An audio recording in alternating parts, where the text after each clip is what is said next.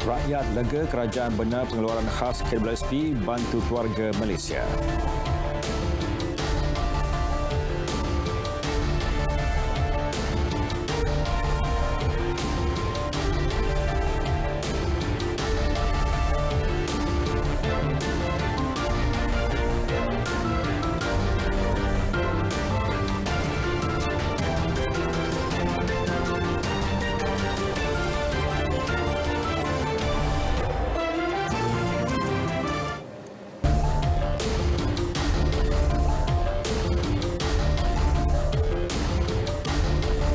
Assalamualaikum dan salam keluarga Malaysia, bersama saya Muhammad Shah Musa dalam Berita Tengah Malam.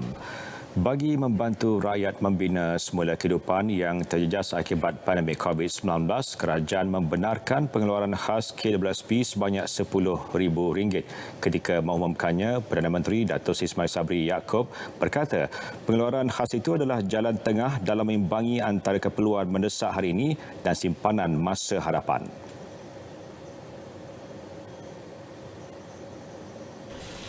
Kerajaan sebelum ini membenarkan pengeluaran caruman kumpulan wang simpanan pekerja ataupun KWSP melalui 3 skim iaitu iLestari, iSinar dan iCitra berjumlah RM101 bilion, melibatkan 7.34 juta pencarum sejak pandemik COVID-19 melanda negara 2 tahun yang lalu. Berdasarkan dapatan kajian dan penelitian secara menyeluruh dalam fasa pemulihan selepas pandemik ini, ada dalam kalangan keluarga Malaysia yang masih terkesan dari segi ekonomi, hilang pendapatan dan sedang membina semula kehidupan. Kerajaan mendengar, mengkaji dan meneliti permintaan daripada semua pihak untuk pengeluaran caruman KWSP. Justru pada hari ini, kerajaan bersetuju membenarkan pengeluaran khas KWSP sebanyak RM10,000. Penjelasan lanjut dan detail mengenai pengeluaran khas KWSP ini akan dibuat oleh Kementerian Kewangan dan KWSP. Ini merupakan keputusan yang sukar kerana ia melibatkan simpanan hari tua rakyat dan pengeluaran khas ini adalah jalan tengah dalam mengimbangi antara keperluan mendesak hari ini dan simpanan masa hadapan. Walaupun kerajaan memberikan kebenaran untuk pengeluaran khas KWSP ini, namun, saya merayu kepada para pencarum supaya mengekalkan simpanan mereka kecuali keadaan benar-benar mendesak. Saya berharap para pencarum membuat pertimbangan yang sewajarnya sebelum melakukan pengeluaran demi masa depan. Sementara itu, KWSP mengumumkan permohonan untuk pengeluaran khas itu akan dibuka kepada ahli di bawah umur 55 tahun bermula 1 April 2022. Tarikh akhir permohonan adalah pada 30 April, manakala tempoh pembayaran akan dilaksanakan bermula 20 April depan. Ahli dibenarkan untuk mengeluarkan jumlah maksimum sebanyak RM10,000 dan minimum RM50. Mereka perlu mengeluarkan baki simpanan dalam akaun 2 mereka dahulu sebelum mengakses simpanan dalam akaun 1. KWSP menambah sebarang maklumat lanjut akan dimaklumkan kelak.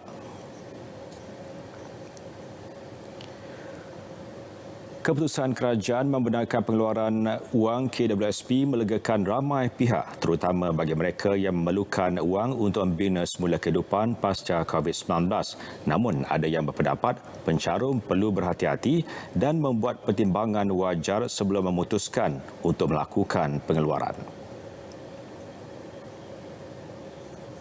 Saya rasa baguslah sebab kita tak tahu apa yang orang sekeliling kita ni struggle, maksudnya rakyat-rakyat struggle. So bagi yang betul-betul struggle tu, so wajarlah untuk diorang dapat keluarkan EPF yang RM10,000 tu. Macam ada pro and cons lah. Sebab sebelum ni pun kita tahu rakyat dah diberi pilihan kan. So saya tahu ramai yang keluarkan. So untuk yang akan datang ni saya rasa mungkin boleh dipertimbangkan dululah.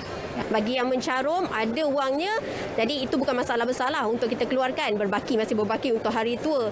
Tapi kalau seandainya yang memang cukup-cukup makan, saya rasa tak patut keluar lah. Tapi kalau ditanya saya sendiri, saya akan keluarkan untuk membantu meningkatkan balik ekonomi yang terjejas masa pandemik hari itu. Rakyat perlu hemah lah, kena hemah dan jaga, jangan terus nak belanja duit. So, gunakan duit-duit itu kalau ada yang usahawan kecil tu untuk pelbagaikan perniagaan mereka atau boleh ceburi dalam bidang-bidang usahawan secara SME atau mana tahu kalau pihak Persatuan Franchise boleh bantu mereka untuk jadi usahawan franchise pula, insya-Allah kita boleh cuba bantu. Rangka dulu perbelanjaan apa yang sepatutnya, apa yang tidak sepatutnya dan utamakan yang lebih penting dan ini adalah pengeluaran yang terakhir. Tiada lagi pengeluaran selepas ini dan ini adalah kesempatan yang perlu difikirkan secara bijaksana lah. Jadi langkah kerajaan membenarkan pengeluaran khas caruman KWSP itu juga sebagai tanda prihatin terhadap masalah rakyat. Walaupun ekonomi semakin pulih, ada yang masih terkesan akibat pandemik COVID-19 ditambah musibah banjir baru-baru ini. Justru rakyat Terengganu dan Kelantan menerima berita baik itu dengan penuh syukur. Alhamdulillah, sekurang-kurangnya dapat membantu lah orang mana yang memerlukan, mana boleh membantu dan kalau boleh orang mana terima, mana orang boleh buat keluar tu, kalau tak memerlukan tak payah buat keluar lagi lah. Pada pandangan saya satu tindakan yang baiklah daripada kerajaan kerana dia dapat memberi peluang kepada golongan yang mungkin memerlukan bantuan kewangan dalam kita mendepani pandemik ni. Untuk orang yang memerlukan duit tu memang bagus actually, tapi kalau kalau dia guna untuk benda yang betul, okeylah. Kalau guna benda yang tak betul, benda tu untuk jangka masa yang panjang kan, untuk kita guna duit KWSP. Jadi saya rasa masing-masing itu nak guna dua, pertimbangkanlah dia orang punya financial status dia macam mana. Dia ada pro kontra dia. Yang bagusnya untuk bagi golongan yang terjejas lah masa pandemik baru ni, so dia orang boleh menampung hidup, menampung apa yang dia yang terjejas sebelum ni. Dalam perkara itu, pencarun dinasihat mendapatkan khidmat nasihat kewangan daripada mana-mana agensi berkaitan bagi memastikan kebenaran ini tidak disalahgunakan. Bantuan keuangan ini apabila dikeluarkan, banyaklah akan kami gunakan untuk menampung komitmen bulanan dan hutang piutang yang telah ditanggung sejak 2 tahun pandemik COVID ini. Kami juga harap urusan dan syarat untuk pengeluaran itu bolehlah dipermudahkan dan disegerakan kalau sebolehnya sebelum Hari Raya. Sebenarnya memang duk tunggu peluang itu lah semua. Nak tunggu nak tebik duit KWSP ni rasa gembira lah boleh buat tebik duit tu semua. Boleh beli keperluan anak isteri makan gitu lah semua. Syarat dia mudah lah untuk meringankan beban kita. Ya. 10,000 tu bolehlah buat modal-modal kedai. Tambah mana barang yang tak ada tu bolehlah. Maknanya kita cuti PKP lama itu deh. Lama dah juga tak kerja, tak jualnya. Di Sabah, rata-rata yang ditemui turut lega dan menghargai langkah tersebut. Bagi mereka, ia dapat membantu meringankan beban rakyat. Bagi pendapat saya, untuk apa yang Perdana Menteri sudah ucap tadi yang mengenai 10,000 KWSP itu amat baiklah untuk pekerja seperti kami ini, sebab kekangan kewangan tu sangat banyaklah, sebab kami ada yang tidak dapat bayar hutang, gaji pun basic sejalan. Untuk pendapat saya, itu satu pengumuman yang baiklah dari Perdana Menteri. Sebab kalau untuk pekerja swasta macam kami ni susah bakal dari segi keuangan. Itu 10,000 saya akan bayar pembayaran yang tertangguh lah, sama untuk perbelanjaan lah gitu. Untuk semua pencarum-pencarum yang dapat KWSP ini, ada baiknya kita gunakan dengan penuh manfaat dan kata orang, jangan buat pembaziran dengan membeli benda-benda yang tidak penting. Gunakan untuk kelangsungan hidup di masa-masa pandemik ini. At least boleh membantulah, meringankan beban untuk bayar apa-apa yang patut, yang tertunggak-tunggak masa PKP itu. Sudah tentu bikin bayar hutang sebab banyak hutang yang tertangguh untuk dibayar. So at least mungkin dengan adanya 10K ini boleh kurangkanlah bayar mana-mana yang patut. Sambil menyambut baik langkah tersebut, pakar-pakar ekonomi mengingatkan wang berkenaan perlu dimanfaatkan sepenuhnya bagi menyelesaikan masalah kewangan yang dihadapi dengan perancangan teratur serta sistematik. Jelas menunjukkan bahawa kerajaan sentiasa prihatin terhadap keperluan rakyat dan dengan adanya pertambahan dalam skim pengeluaran KWSP ini seharusnya dapat memberi sedikit kelegaan ataupun sedikit fleksibiliti bagi mereka yang terkesan terutamanya bagi menjalani kehidupan yang lebih baik lagi. Penambahbaikan saya fikirkan mungkin kita boleh lakukan untuk kali ini adalah pencarum yang ingin mengeluarkan wang tersebut haruslah diberi ruang untuk dibimbing ataupun diberi khidmat nasihat oleh pegawai KRSP ataupun mana-mana agensi kerajaan lain seperti AKPK supaya wang caruman yang dikeluarkan itu dapat dimanfaatkan sepenuhnya dan mampu membantu mereka menangani isu-isu kewangan. Kepada sebagai contohnya pencarum-pencarum yang tidak terkesan, maka mungkin boleh berfikir sewajarnya sama ada mereka perlu atau tidak untuk mengeluarkan caruman tersebut sebab ianya adalah satu caruman untuk masa akan datang. Kita tak nak nanti pencarum mengeluarkan wang tersebut yang digunakan untuk barang-barang yang tidak perlu.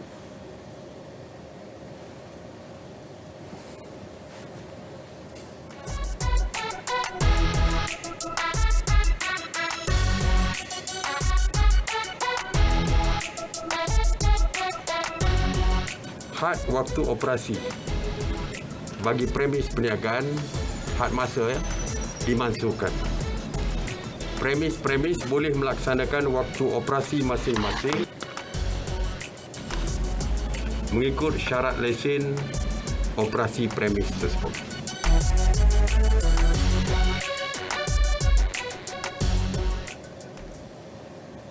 Kementerian Sumber Manusia KSM menyasarkan semua pusat tahfiz swasta dan awam di negara ini dilengkapi model latihan tahfiz pendidikan teknikal dan latihan vocational TVET. Menurut Timbalan Menterinya Dato' Awang Hashim, model latihan tahfiz TVET yang dilancarkan hari ini dibangunkan bagi membentuk laluan kerjaya bagi pelajar tahfiz. Kerjasama erat ini telah mencetuskan idea untuk membangunkan modal latihan tahfiz TVET yang mana ia merupakan satu inisiatif dalam membentuk laluan kerjaya bagi pelajar tahfiz negara kita serta kita meningkatkan kebolehpasaran graduan tahfiz dalam pelbagai bidang. Tambah beliau, satu jawatan kuasa kerja akan ditubuh melalui Majlis Pembangunan Kemahiran Kebangsaan bagi membantu memperkasa kurikulum, bahan pengajaran dan pembelajaran, personel dan persijilan melalui Sistem Persijilan Kemahiran Malaysia SPKM. Ia membuka peluang kepada pelajar tahfiz memperoleh peluang mendapatkan latihan kemahiran yang sistematik melalui SPKM yang diiktiraf kerajaan. Beliau berkata demikian selepas melancarkan tahfiz TVET Malaysia antara Jabatan Pembangunan Kemahiran KSM dengan kerjasama Jabatan Kemajuan Islam Malaysia JAKIM di Pusat Latihan Pengajar dan Kemahiran Lanjutan Sias Shah Alam hari ini.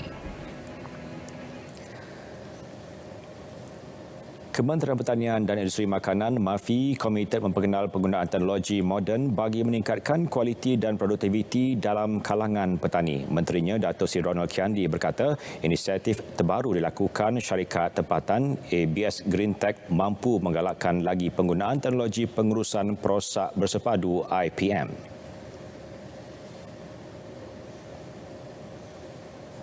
Jelasnya, IPM penting sebagai salah satu kriteria dalam persijilan amalan pertanian baik MyGap untuk menjamin kualiti dan keselamatan produk pertanian yang dihasilkan. Ini merupakan satu detik permulaan untuk membangunkan industri tanaman di negara kita ini menggunakan teknologi, dan kita harapkan akan dapat menghasilkan produk makanan yang bukan saja sehat, yang selamat, maksudnya sehat tetapi selamat untuk pengguna di negara kita. Ronald berkata demikian selepas menyaksikan majlis menandatangani memorandum persefahaman antara ABS Greentech Sdn Bhd bersama 4 syarikat agroteknologi antarabangsa iaitu Lentis Education Group, Priva Horticulture, Power Plants Australia dan Raj Zwan.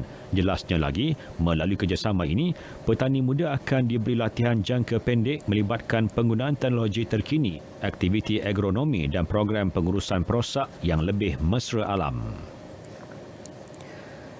Data kerugian penduduk terjejas banjir di Terengganu sedang dikumpul bagi penyaluran bantuan mengikut keperluan masing-masing. Ia sedang diselaraskan oleh Pengerusi Jawatan Kuasa Pembangunan dan Pengurusan Kampung JPKK bersama Ahli Dewan Undangan Negeri ADUN dan pegawai daerah terlibat.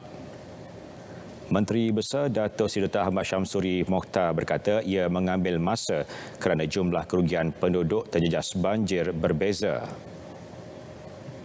Seorang-seorang ni itu yang makan masa sikit dari segi data di peringkat sebab ada yang hilang semua, ada yang peti sejuk je rosak, ada yang kereta rosak, macam-macam tak sama, jadi kena buat audit setiap orang. Bayangkan kita ada lebih kurang 7,000 keluarga yang terkesan. Tambah beliau, bagi kerugian besar seperti kehilangan sebuah rumah, Majlis Agama Islam dan Adat Melayu Terengganu akan menanggung kos pembinaannya. Beliau ditemui selepas merasmikan Majlis Pecah Tanah projek Rumah Pangsa Mampu milik Kampung Banggul Pauh, Kuala Nerus. Banjir gelombang kelima di Terengganu yang bermula 25 Februari lalu melibatkan lebih 17,000 penduduk terjejas banjir di 8 buah daerah. Operasi mencari dan menyelamat di runtuhan kuari masuk fasa ketiga melibatkan bantuan alat pengesan logam bagi mengenal pasti kedudukan 2 jengkaut yang tertimbus. Menteri Besar Perak Datuk Sri Sarani Mohamad berkata usaha diteruskan meski terdapat runtuhan susulan berskala kecil di lokasi kejadian. Runtuhan dikesan berlaku beberapa kali sebelum ini. Jadi kita bimbang dalam keadaan ramai orang berkunjung ke sana termasuk isteri dan keluarga mangsa. Kalau berlaku runtuhan, bermakna ada lagi aksiden ataupun kemalangan jiwa yang akan berlaku. Oleh itu, anggota dan petugas yang terlibat dalam operasi mencari dan menyelamat dinasihatkan agar sentiasa berhati-hati. Kesemua ahli keluarga dan orang awam diminta agar terus bersabar dan memberi kerjasama untuk tidak berada di tempat kejadian atas faktor keselamatan. Beliau temui selepas meninjau lokasi runtuhan. Polis Melaka akan menempatkan emergency panic button atau butang kecemasan di 8 lokasi sekitar Jonker Walk. Ketua Polis Melaka Datuk Abdul Majid Muhammad Ali berkata ia sebagai langkah meningkatkan tahap keselamatan rakyat di lokasi tumpuan pelancong. Ini kita punya pilot project. Pilot project dan kalaulah projek ini berjaya, kita akan angkat satu kertas cadangan kepada Ketua Polis Negara lah. Bagaimana yang saya sebutkan tadi, program seperti ini pertama kali dijalankan di Malaysia. Dan Melaka, khususnya IPD Melaka merupakan IPD yang pertama melaksanakan idea ni. Untuk jangka panjang kita akan berbincang khususnya dengan pihak berkuasa tempatan. Jika program ini menunjukkan keberkesanan yang baik, pihak polis akan mengangkat cadangan ini kepada pihak berkuasa tempatan lah. Sistem penggera tersebut akan berfungsi sebagai siren dan maklumat secara automatik akan diterima Balai Berdekatan untuk tindakan susulan. Tambahnya, untuk fasa pertama ia dipasang di 3 kawasan di sekitar Jonker Walk iaitu persimpangan Jalan Hang Kasturi, Hang Lekir, bersebelahan AI Smart Hotel dan Taman Antarabangsa. Beliau ditemui selepas sesi pelancaran di Jonker Walk. Jabatan Pengangkutan Jalan JPJ berjaya membongkar kegiatan pemandu kereta sapu atau ulat jaket yang mengenakan caj melampau terhadap pelancong. Ulat jaket yang beroperasi di lapangan terbang antarabangsa Kuala Lumpur, KLIA dan KLIA 2 itu dipercayai mampu meraih keuntungan RM800 hingga RM1,000 sehari. Ketua Pengarah JPJ Datuk Zalani Hashim berkata sindiket menggunakan kenderaan mewah bagi meyakinkan pelanggan yang kebanyakannya pelancong dari negara-negara Asia Barat. Tambahnya, aktiviti tersebut mengakibatkan kerugian operator taksi dan limosin yang sudah lama beroperasi. Kalau mereka tidak berhati-hati, mereka akan menjadi mangsa kepada ulat jaket ni. Yang mana akan membuat caj sepanjang mereka duduk sini dalam masa seminggu ke sampai ke 30-40 ribu pun, yang mana tak masuk akal lah kalau kita, sebab mereka tahu mangsa mereka ni berduit. Jadi apabila mereka tahu mangsa mereka ni berduit, mereka boleh caj sewenang-wenangnya, dan ini akan memberi satu imej yang tak baik lah pada negara kita. Dan ini at the end of day, pelancong-pelancong daripada Timur Tengah ni, Middle East ni tak mahu datang negara kita dengan sebab caj yang dikenakan secara berlebihan, secara tak masuk akal tu terhadap mereka. Ini yang kita mahu elakkan. Modus operandi sindiket itu dikesan JPJ menerusi op ulat yang dijalankan di kedua lapangan terbang utama negara itu pada 8 Mac hingga semalam. Seramai 14 individu terdiri daripada 11 pemandu kenderaan persendirian dan 3 pemandu teksi yang disyaki terbabit berjaya ditahan. Kesemua yang ditahan disiasat mengikut Seksyen 205-1 Akta Pengangkutan Awam Darat APAD 2010. Pihaknya turut menyita kenderaan antaranya kenderaan pelbagai MPV Honda Jazz, Honda Civic dan Toyota Velfire. Jabatan Penjara Malaysia melaksanakan pelbagai program bagi mengatasi masalah kesesakan banduan di penjara seluruh negara. Timbalan Komisioner Jeneral Penjara Pemasyarakatan Datuk Ibrisam Abdul Rahman berkata antara program termasuk program pemulihan di luar tembok penjara bersama komuniti seperti sistem parol, perintah kehadiran wajib dan program reintegrasi penghuni PRP. Di penjara Sungai Buloh, penjara Kajang antara yang tertinggi lah. Kajang lebih kurang 6,000, sedangkan kapasitinya dalam lebih kurang 3,500 saja. 2 kali ganda, begitu juga Sungai Buloh. Buloh pun lebih kurang dalam 6,000 juga. Kapasiti dia lebih kurang 3,000. Jadi penjara itu antara yang tertinggi lah, melebihi kapasiti. 50 buah penjara termasuk penjara satelit kini dihuni 70,000 orang, melebihi had 62,000 banduan. Acara majlis diteruskan dengan upacara. Seorang pendaki meninggal dunia dalam perjalanan turun dari puncak Gunung Tahan hari ini. Mangsa Raja Azlan Shah Raja Abdul Aziz, 51 tahun dari Petaling Jaya, Selangor dilaporkan kehabisan tenaga akibat mengalami cerit-berit selama mengikuti ekspedisi tersebut. Ketua Polis Daerah Lipis Superintendent Azli Muhammad Noor berkata mangsa meninggal dunia kira-kira jam 12.30 tengah hari tadi. Menurutnya, mayat mangsa dibawa turun menggunakan helikopter polis dan tiba di Padang Awam Kuala Lipis kira-kira jam 2.45 petang sebelum dihantar ke Hospital Lipis. Berdasarkan maklumat, mangsa bersama 11 lagi pendaki dari Selangor memulakan pendakian Sabtu lalu dengan dipandu arah oleh 2 malim gunung. Kumpulan tersebut dijangka kembali ke pintu masuk Gunung Tahan di Kuala Juram hari ini, namun mangsa meninggal dunia ketika dalam perjalanan turun kira-kira 13 km dari lokasi berkenaan. Tayar sebuah lori yang membawa muatan pasir berlebihan pecah dan berselarakan di kilometer 26 Jalan Changlun, Kuala Perlis pagi tadi. Pengarah JPJ Perlis Fatimah Muhammad Ali Piah berkata kejadian itu dikesan pasukan operasi JPJ Negeri yang mengadakan ops khas kenderaan perdagangan. Penguatkuasa JPJ Perlis mengeluarkan notis ke atas pemilik lori tersebut atas pelbagai kesalahan. Kesemua kesalahan tersebut boleh didenda sehingga RM2,000 bagi setiap kesalahan di bawah Seksyen 119 Akta Pengangkutan Jalan APJ 1987.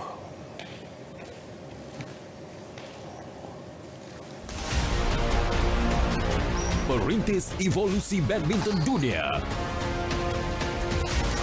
pukulan padu dan memukau. Gerakan licik menggegar lawan. Kawalan gelanggang jadi perhatian. Dibawakan selama 5 hari berturut-turut mulai 16 Mac. Saksikan aksi-aksi menarik pemain badminton dunia dalam kejohanan badminton antarabangsa terbuka All England 2022 di saluran OK dan saluran sukan RTM.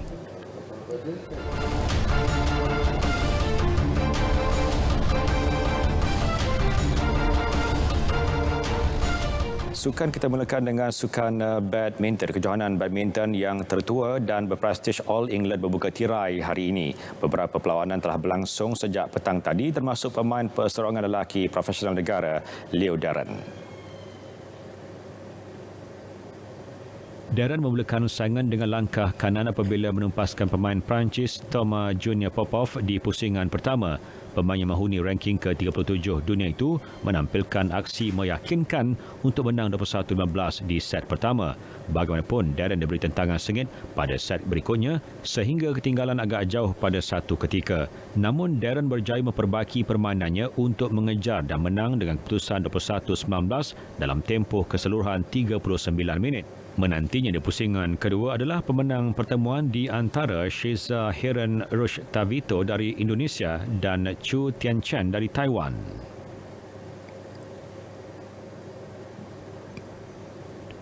Turut melayakkan diri ke pusingan kedua adalah bergu lelaki negara Ong Yusin Teo Yi. Mereka yang diletakkan selaku pilihan ke-8 tidak berdepan masalah untuk menyingkirkan pasangan England Callum Hemming, Stephen Stallwood dengan straight set 21-14 dan 21-12. Mereka bakal bertemu sama ada pasangan Ben Lane, Sean Vendy juga dari England yang akan bertemu satu lagi wakil negara Tan Kan Meng, Tan Wee Kiong. Saingan TNB Liga Hoki Malaysia 2022, pasukan Maybank terus mengukuhkan kedudukan di tangga ketiga Liga selepas memenang UiTM BHA 6-2 pada aksi yang berlangsung di Stadium Hoki Nasional Bukit Jalil. 2 gol Hafifi Hafiz Hanafi pada minit ke-42 dan 54 membantu Maybank menang besar, manakala Muhammad Razi Abdul Rahim turut mencatat nama selaku penjaring pada minit ke-25 hasil penyudah pukulan sudut penalti. 3 lagi gol Maybank yang terhasil menerusi gol pukulan sudut penalti dijaringkan Muhammad Ashran Hamsani pada minit ke-7. Sementara 2 gol Padang yang terhasil pada minit ke-31 dan 47 masing-masing menerusi gol Muhammad Hafizi Zainuddin dan Muhajir Abdul Rauf. Kemenangan menyaksikan Maybank kini mengumpul 19 mata sekaligus meletakkan mereka di kedudukan ketiga Liga. Ia hampir pasti tidak mampu dicabar UiTM BHA yang kini menghuni kedudukan keempat dengan 13 mata. Dalam satu lagi perlawanan, pasukan Tenaga Nasional Berhad TNB diberikan kemenangan 5-0 secara walkover. Ini selepas pasukan Nurin Safi Sporting tidak dapat meneruskan perlawanan susulan kecederaan pemain dan pasukan tidak cukup pemain. Kemenangan itu terus meletakkan TNB kekal di tangga teratas dengan 30 mata, 4 mata di depan pencabar terdekat pasukan hoki Terengganu THT. Berita tengah malam berakhir di sini. Dapatkan perkembangan sahih sepanjang masa melalui portal Berita RTM di berita.rtm.gov.my. Saya Muhammad Shah Musa. Assalamualaikum dan salam keluarga Malaysia.